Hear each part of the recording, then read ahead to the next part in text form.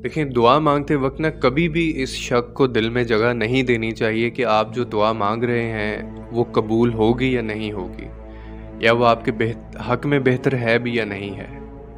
ये सारे मामलात अल्लाह के हैं और ये अल्लाह ही को सँभालने दें। आपका काम है दुआ माँगना, आपका काम है मेहनत करना, हिम्मत और लगन के साथ वो जारी रखें आप।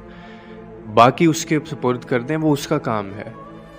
और दुआ में आपकी इतनी शिद्दत होनी चाहिए, इतनी तड़प होनी चाहिए, अगर वो चीज़ आपके हक़ में बेहतर नहीं भी है, तो अल्लाह ताला आपकी तड़प और आपकी शिद्दत देखकर उसको आपके हक़ में बेहतर कर दे।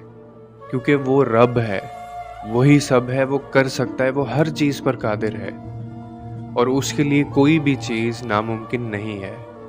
लेकिन आपको दुआ माँगते रहना होगी और फिर आपको मेहनत और लगन से मेहनत अपनी जारी रखना होगी।